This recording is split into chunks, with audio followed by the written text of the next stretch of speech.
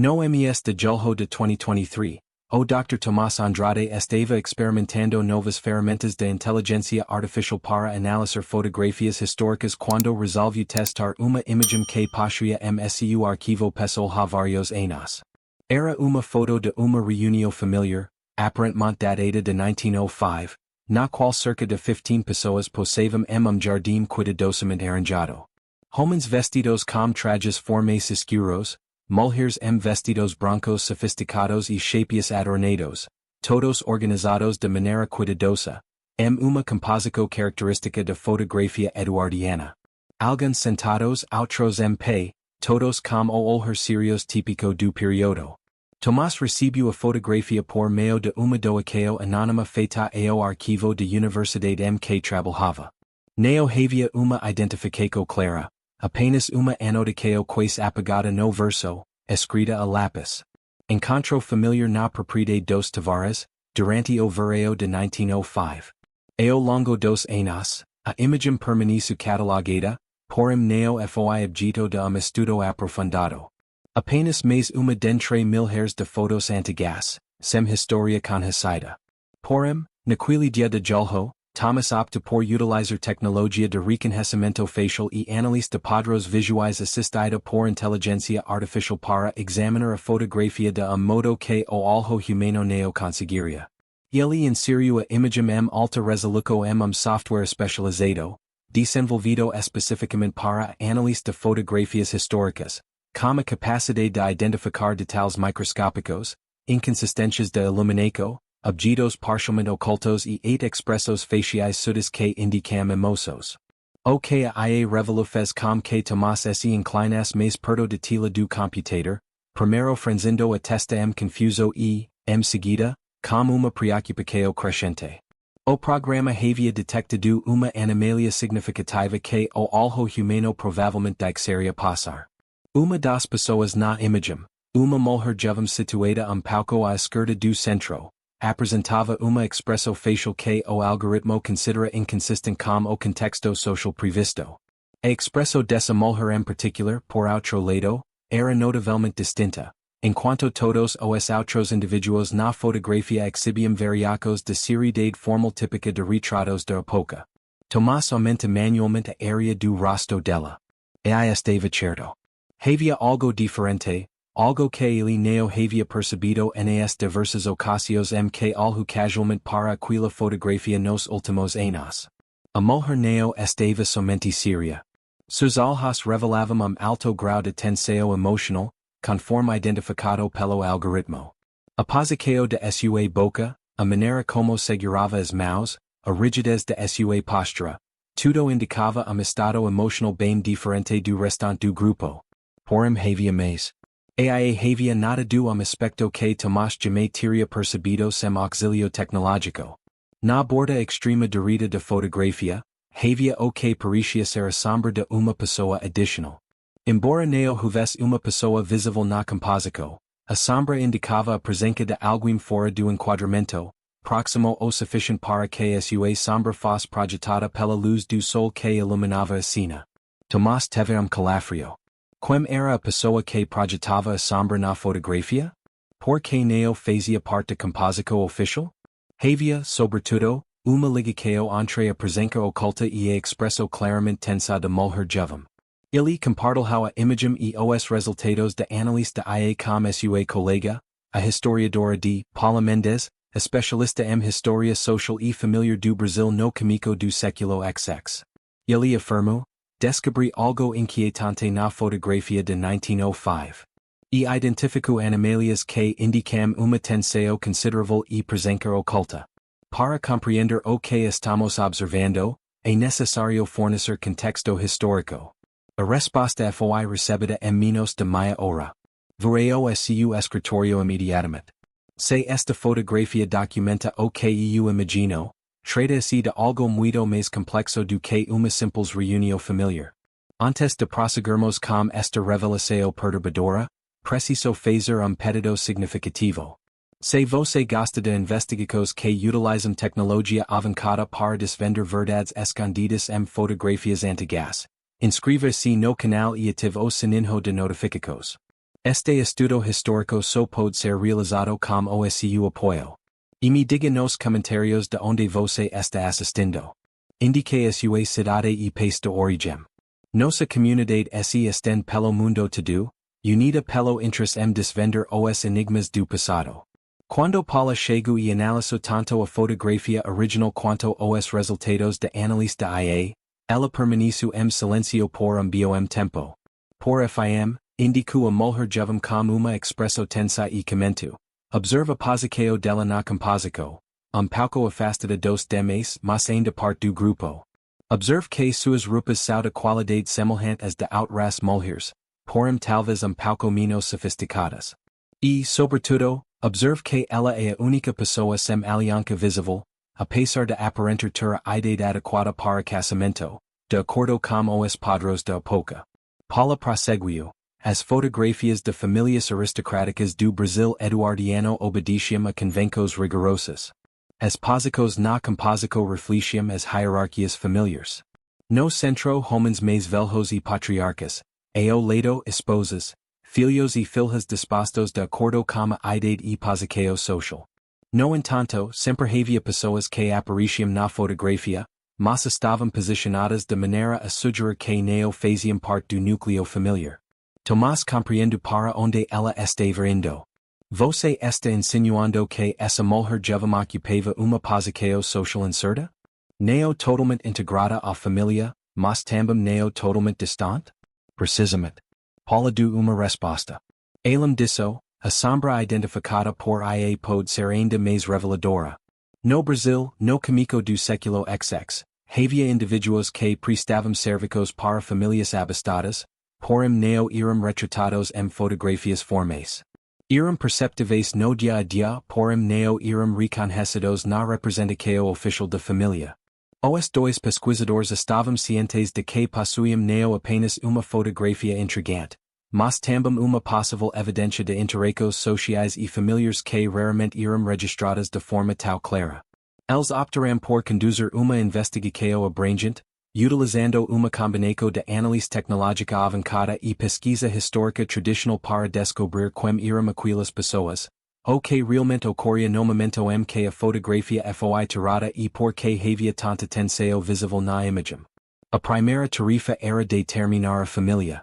A notição no verso indicava que a propriedade pertencia à família Tavares, o que sugeria que eles eram uma família abastada, proprietária de terras rurais ou de uma fazenda. Tomás e Paula iniciaram a pesquisa nos registros de famílias proprietárias de terras no Brasil no comico do século XX, com foco específico no sobrenome Tavares. Nos arquivos do Instituto Brasileiro de Geografia e Estatística, foram encontrados registros do Censo Agrícola de 1905, que incluíam diversas propriedades com o nome Tavares em várias partes do país. Porém, uma entrada específica se destacou. Fazenda Santa Teresa, localizada no município de Vassouras, Rio de Janeiro, pertence a Manuel Rodrigues Tavares, com uma área de 320 alquaires e projeção de café. No século XIX, Vassouras se destacou como dos principais centros de projeção de café do Brasil. E várias das grandes fazendas da área ainda estavam em funcionamento no comico do século XX, apesar da economia do café já ter começado a declinar. As famílias de fazendeiros de Vassouras eram reconhecidas por manter rígidas hierarquias sociais, vestígios do período escravocrata, que havia terminado oficialmente em 1888, apenas 17 anos antes da fotografia. Tomás optou por utilizar a IA mais uma vez, agora com o intuito de comparar a fotografia de reunião familiar com outras imagens de região de Vassouras do mesmo período, na esperança de identificar elementos arquitetônicos ou paisagísticos que pudessem validar a localização. O algoritmo examinou o estilo dos jardins aparentes na imagem, a espécie de vegetação, os itens decorativos e os confronta com bancos de dados de fotografias históricas georreferenciadas. Os resultados foram impressionantes. A IA encontra uma correspondência de 87% entre os jardins visíveis na fotografia atual e os jardins registrados de Fazenda Santa Teresa nas fotografias de 1903 e 1907, que estão preservadas no acervo do Museu do Café de Vassouras. Isso inclui a mesma disposição de arbustos ornamentais, o mesmo tipo de movies de jardim e 8 mesmo árvores específicas que podem ser identificadas pela estrutura de seus galhos. Divida esta pesquisa com alguém que também se encanta por enigmas históricos solucionados por meio de tecnologia. Utilize o botão de compartilhamento e contribua para disseminar esse conhecimento. Cada compartilhamento reforça nossa missão.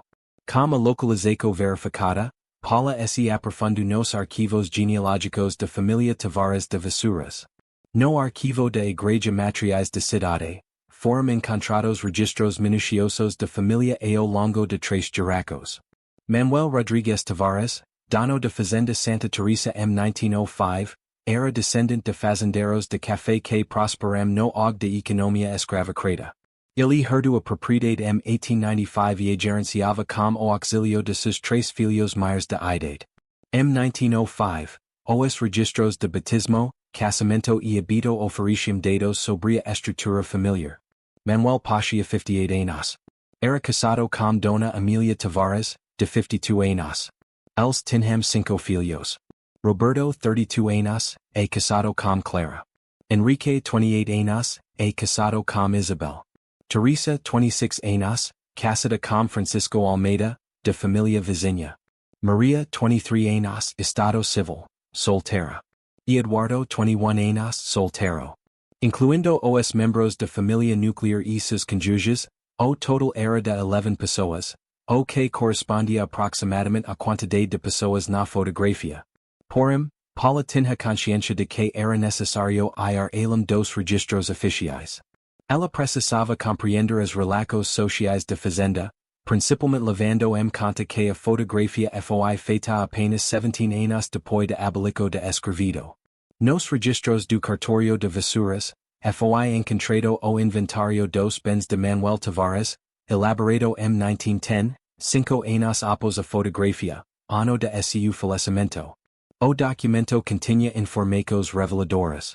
O inventário não só listava terras, edificações e equipamentos, mas também afirmava que a fazenda contava com 16 funcionários residentes, além de suas famílias, que eram acomodadas em casas localizadas na propriedade. No período pós-abolição, o termo trabalhadores residentes era eufemismo comum para se referir às pessoas que haviam sido escravizadas. Embora tenham sido oficialmente libertadas em 1888, elas continuaram trabalhando e vivendo nas mesmas propriedades onde foram mantidas escravizadas. Teoricamente eram agora trabalhadores livres, mas na prática as condições pouco mudaram. Paula descobriu mais informações em relatórios de inspectores municipais de 1904 e 1906, que inspecionavam propriedades rurais para avaliar as condições de trabalho e moradia.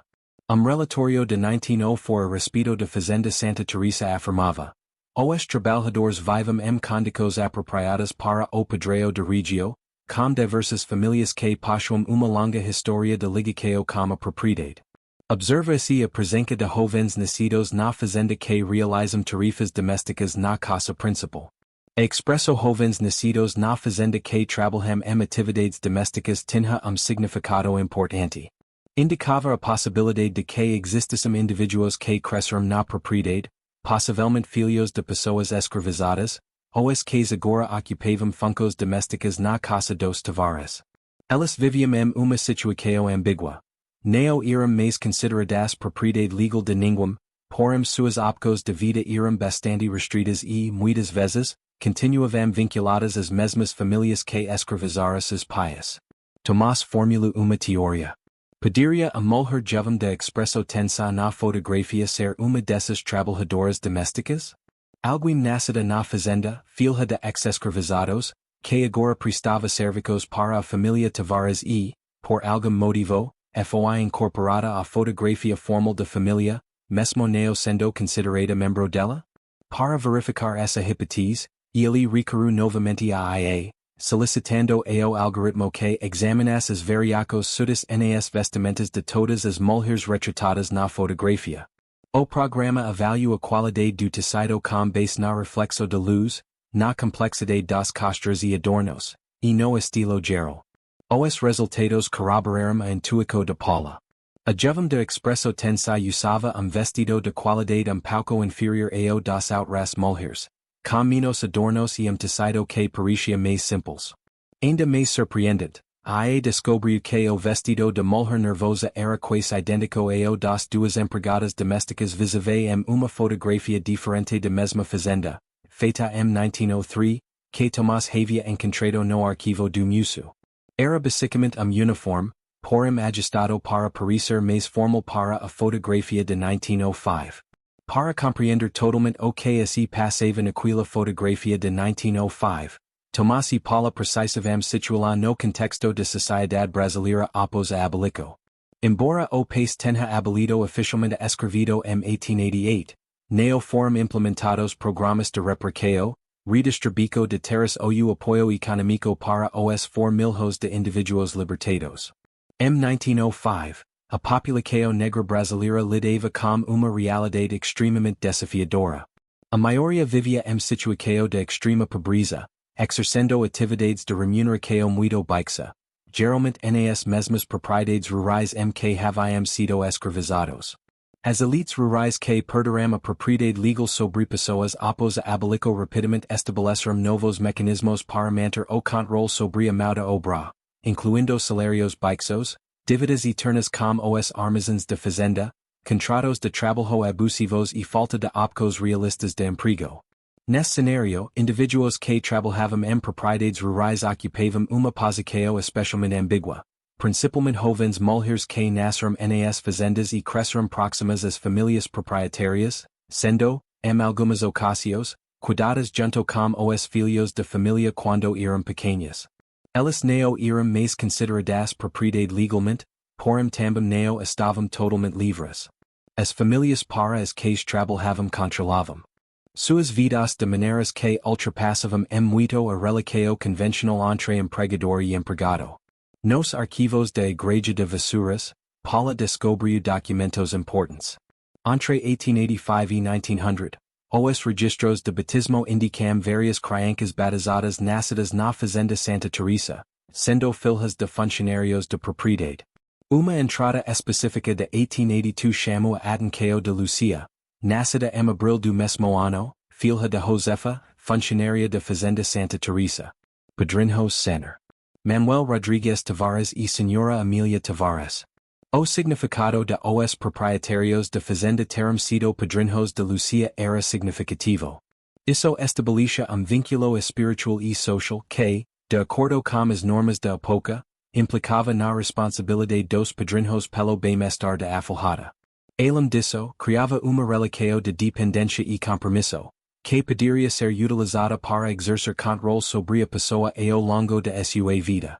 Se Lúcia estivesse na fazenda em 1905, teria 23 anos, a mesma ideia de mulher jovem de expresso tensão na fotografia. Seria Lúcia? Qual é a sua teoria sobre o que provocava a atenção evidente em sua expresso? O que você acredita que estava ocorrendo naquele momento? Deixo a sua opinião na caixa de comentários. Nossas percepções são enriquecidas por suas perspectivas. Tomás opta por utilizar a IA para realizar uma análise facial comparativa. Ele solicitou ao algoritmo que estimasse a ideia de mulher nervosa na imagem, utilizando características faciais como base. O resultado está entre 22 e 24 anos, com uma margem de erro de 2 anos. Isso é consistente com Lúcia nascendo em 1882. Porém, confirmar a identidade não era suficiente. Eles precisavam compreender a origem daquela tensão aparente, daquela expresso que o algoritmo identifica como inconsistente com o contexto social previsto. E, acima de tudo, precisavam identificar quem era o indivíduo cuja sombra estava parcialmente oculta, mas visível, na borda da fotografia. Paula teve uma inspiração. Ela solicitou a Tomás que utilizasse a IA para determinar a direção do olhar de cada indivíduo na fotografia. Embora fosse uma análise complexa, os algoritmos modernos de reconhecimento facial eram capazes de realizá-la com uma precisão considerável. Os resultados foram surpreendentes. Como era de se esperar, a maioria das pessoas olhou diretamente para a câmera. No entanto, 3 pessoas olharam para direções pouco diferentes. Uma delas era Lúcia, que olhava para ponto à direita de câmera, cerca de onde a sombra enigmática surgia na borda de imagem. As outras duas pessoas eram homens mais velhos, possivelmente Manuel Tavares e seu filho Roberto, cujos olhares também estavam voltados para a mesma área. Havia alguém fora do quadro, e pelo menos três pessoas na foto estavam cientes dessa presença. Mas quem era e por que não estava incluído na composição formal? Tomás amplia a análise da IA, solicitando ao algoritmo que examinasse a sombra com o máximo de detalhes possível. Com base no ângulo e na forma da sombra, o programa foi capaz de concluir que se tratava provavelmente de indivíduo do sexo masculino, de estatura média, situado a cerca de 2 metros da borda do enquadramento. A sombra indicava que a pessoa estava parada, não se movendo, assistindo à cena que se desenrolava.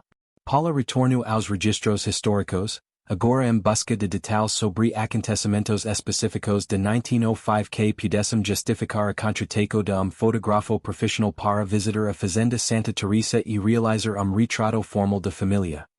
Jornais da época, encontro anúncio que oferece contexto importante. O Vassouras, edicado de 15 de março de 1905, publicou anúncio social. A respeitável família Tavares da Fazenda Santa Teresa realizará no mês que vem o casamento de Senhorita Maria Tavares com o Dr. Carlos Augusto Pereira, advogado com escritório na capital. A cerimônia ocorrerá na igreja matriz, com recepção na propriedade da família em seguida. Toda a comunidade de Vassouras parabeniza os noivos e suas famílias respectivas. A fotografia neo retratava uma festa ou celebração casual. Provavelmente tratava-se de registro oficial relacionado a casamento significativo. Maria Tavares, filha de Manuel e Emília, com 23 anos, estava se casando com advogado de capital, uma união que aumentaria ainda mais o prestígio social da família. Tratava-se de evento que exigia uma documentação fotográfica detalhada, mas a presença de Lúcia na foto tornava tudo ainda mais curioso. Porque uma empregada doméstica faria parte da foto oficial da família, registrada para comemorar casamento significativo? E quem era a pessoa que observava a cena à distância na borda? A resposta começou a surgir quando Paulo descobriu documento nos arquivos do cartório que nunca tinha sido digitalizado ou amplamente analisado. Trata-se de registro de processo legal iniciado em 1906. A mano após a fotografia ser tirada contra Manuel Rodrigues Tavares devido a condições de trabalho inadequadas em sua propriedade rural. Após uma denúncia anônima, o representante do Ministério Público inicia o processo. As informações do processo judicial de 1906 mudaram totalmente a interpretação da fotografia de 1905. O documento mantido nos arquivos do Fórum de Vassouras continha depoimentos de diversas pessoas, entre elas funcionários da Fazenda Santa Teresa e moradores da região. Dos depoimentos foi especialmente esclarecedor. Uma trabalhadora de 24 anos, identificada apenas como J, empregada doméstica, relata que as condições na propriedade eram precárias, com jornadas de trabalho extensas e salários inadequados. Os trabalhadores também sofriam situações de constrangimento e tratamento desigual. Paula tinha uma forte desconfiança de que já era Lúcia. A idade se encaixava perfeitamente, e a descrição de sua profissão como empregada doméstica correspondia ao que haviam deduzido a seu respeito. Entretanto, isso resultou em situações de constrangimento e tratamento diferenciado. Outro depoimento, de inspetor municipal que visitou a fazenda em abril de 1905, mês do casamento, oferecia mais informações. Ao visitar a propriedade, percebi que havia uma diferença evidente no tratamento dos diversos funcionários. Alguns funcionários mais velhos, que provavelmente haviam sido mantidos em condições anteriores à pouca de liberdade legal, eram tratados com certa consideração. No entanto, os trabalhadores mais jovens, especialmente os nascidos na propriedade após mudanças legais, pareciam estar em uma situação particularmente difícil. Eles não tinham as práticas tradicionais do sistema anterior nem as práticas legais que deveriam existir no sistema atual. Essa era a situação exata de indivíduos como Lúcia, nascida após a lei do ventre livre de 1871, que declarava livres os filhos de mais escravizadas nascidos após essa data. Embora tivesse nascido livre, ela cresceu em uma fazenda onde sua mãe fora escravizada. Nesse ambiente, foi criada próxima à família proprietária, mas também em subordinação a ela, o que resultou em horizontes de vida extremamente limitados. Thomas descobriu evidência adicional em uma fonte surpreendente ao utilizar ferramentas de pesquisa digital em jornais do passado. Ele encontrou o artigo publicado no periódico abolicionista A Reading Kao, do Rio de Janeiro, em junho de 1905. O artigo condenava práticas que ainda existem em propriedades rurais de algumas áreas, onde jovens nascidos livres são mantidos em condições de dependência que se assemelham bastante às anteriores ao libertaco legal. Há relatos de casos em que famílias de fazendeiros controlam a vida de jovens trabalhadores de maneiras que ultrapassam em muito uma relação de trabalho comum, incluindo restrições ao seu livre movimento e as suas decisões pessoas. Embora o artigo não tenha citado especificamente a Fazenda Santa Teresa, o momento foi considerado relevante. Publicado em junho de 1905, 2 meses depois do casamento de Maria Tavares e provavelmente depois da fotografia ter sido feita. Poderia haver conexo. Paula teve uma percepção fundamental. Ela retornou à fotografia e revisou a posição de todos. Não só Lúcia, mas também os integrantes da família Tavares. Com base nas análises da IA sobre Dorico dos Olheiros e linguagem corporal, ela identificou padrão. Manuel Tavares e seu filho mais velho, Roberto, apresentavam comportamentos que o algoritmo categorizava como posture de guarda ou posture defensiva. Não estavam tranquilos, mas sim vigilantes, concentrados e a sombra enigmática na margem da fotografia. Se não era parte da família nem funcionário comum da fazenda, quem mais poderia ser? Paula teve uma oportunidade. Poderia ser que inspector oficial ou mesmo jornalista estivesse na propriedade averiguando as condições de trabalho? Registrei sua resposta a essa narrativa. Qual é a sua interpretação das evidências? Deixo a sua opinião e envolve-se neste debate sobre memória e justiça histórica. A resposta veio de uma fonte totalmente surpreendente. Tomás revisava novamente o processo jurídico de 1906 quando percebeu uma nota de rodape em dos documentos que antes havia desconsiderado. A nota indicava que a denúncia inicial que resulta na abertura do processo foi feita por fotógrafo profissional que trabalhou na propriedade no início de 1905 e presentia condições duvidosas. O fotógrafo foi também quem registrou a fotografia formal da família Tavares em relação ao casamento de Maria. Durante a sua visita à fazenda, ele presencia algo que o incomodou tanto que decidiu fazer uma denúncia formal às autoridades. E poderia ser ele ou seu assistente a pessoa cuja sombra estava na fotografia, assistindo ao acontecimento. Paula descobriu mais documento essencial. Os arquivos da Sociedade Fotográfica do Rio de Janeiro continham registros de fotógrafo chamado Augusto Silva, que atuou em Vassouras de 1904 a 1906.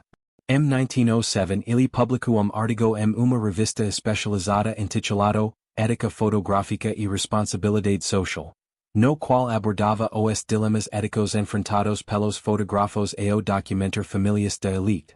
Segundo ele, essas famílias frequentemente tentavam apresentar uma imagem de harmonia e prosperidade que não refletia as realidades mais complexas.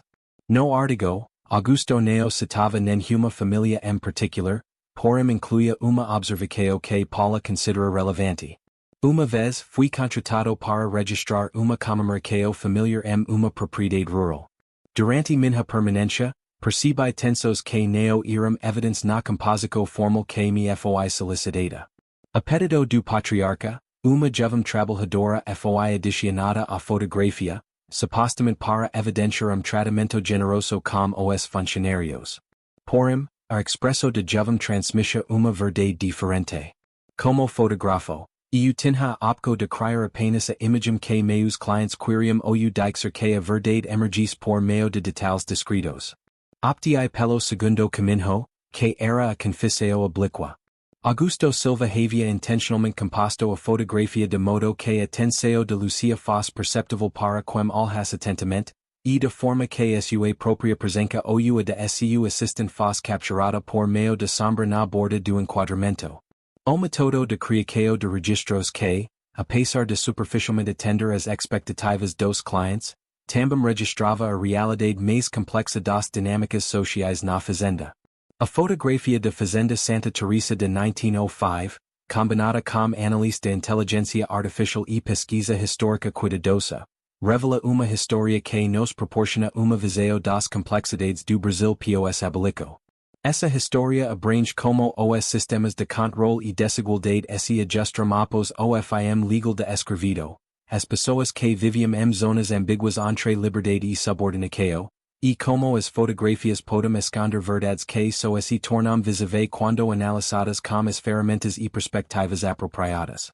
Lúcia, a jovem trabalhadora doméstica nascida livre, porém criada em uma fazenda onde sua mãe fora escravizada, simboliza milhões de indivíduos no Brasil do início do século XX.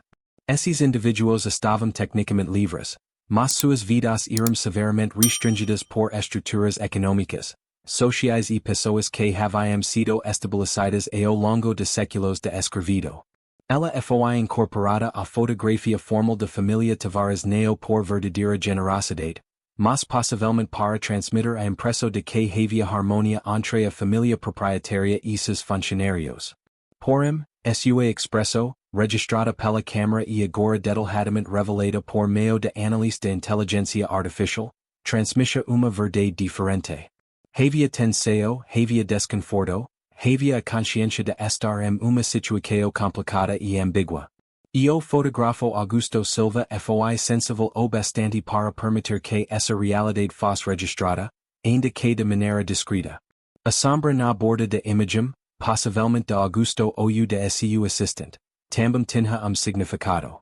Era lembrete de que havia observador externo presente, testemunhando o que ocorria e registrando não apenas a composição que a família almejava, mas também as realidades mais complexas que envolviam aquele momento.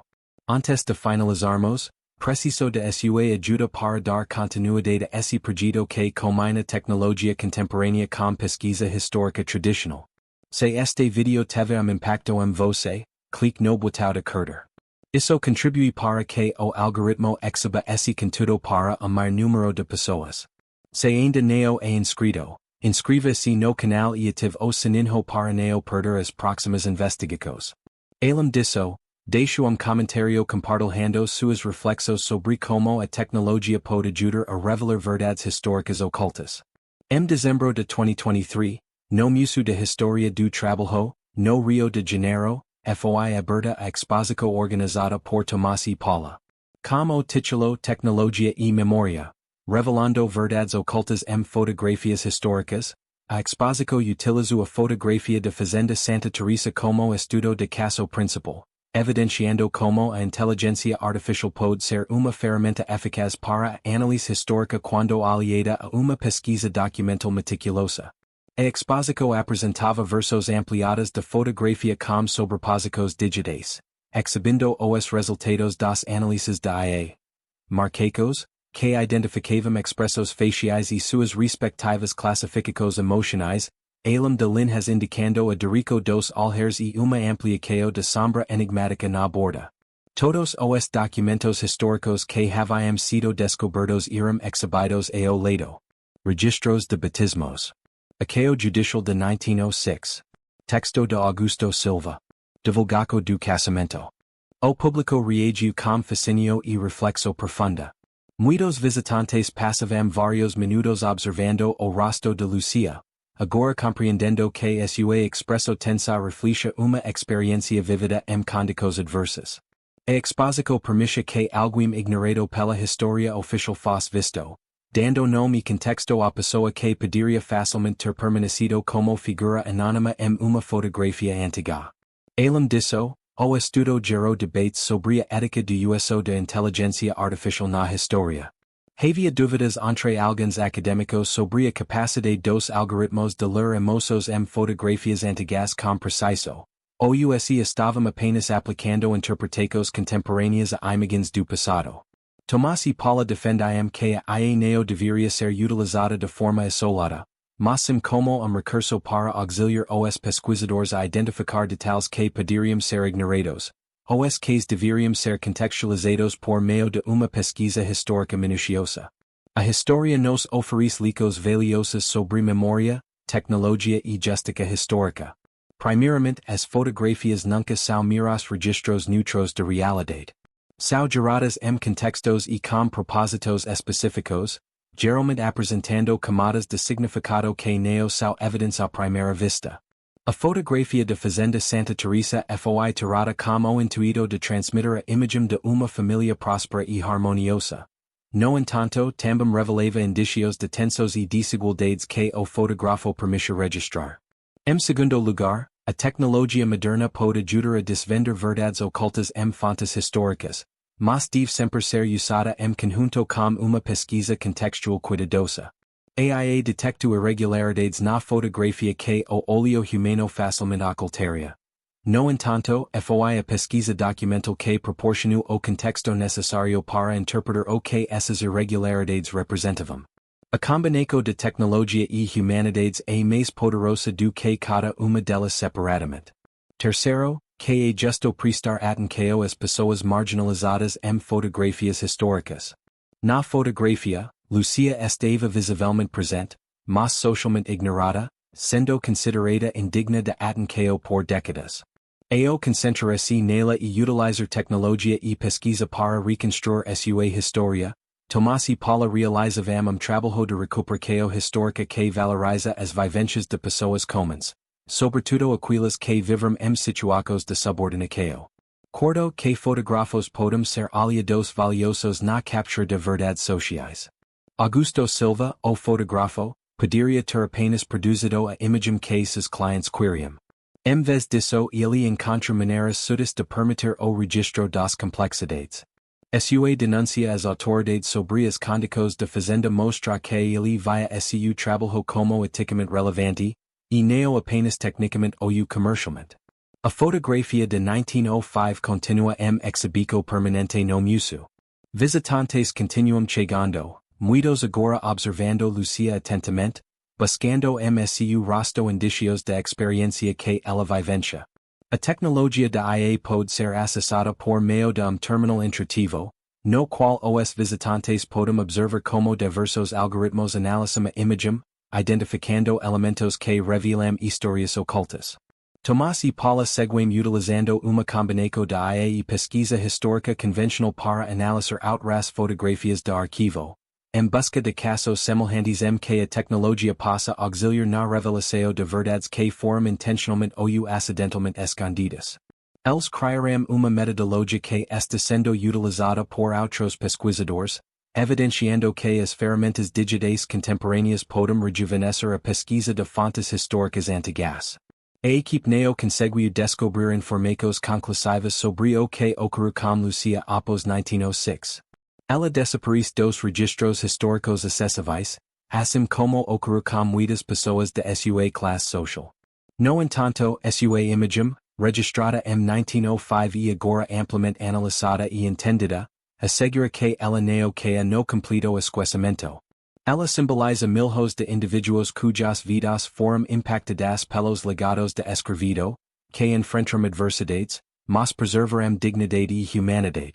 Trata-se de história de como uma fotografia aparentemente simples de uma reunião familiar, ao ser analisada minuciosamente com o uso de tecnologia moderna e pesquisa histórica cuidadosa, desvendo verdade sobre desigualdade, resistência e complexidade social no Brasil do início do século XX. Trata-se de história de Lúcia, uma jovem trabalhadora doméstica, cuja expressão tensa foi registrada em uma imagem que foi preservada por mais de século. Trata-se de história de Augusto Silva, fotógrafo que encontra maneiras éticas de registrar realidades que seus clientes prefeririam ocultar.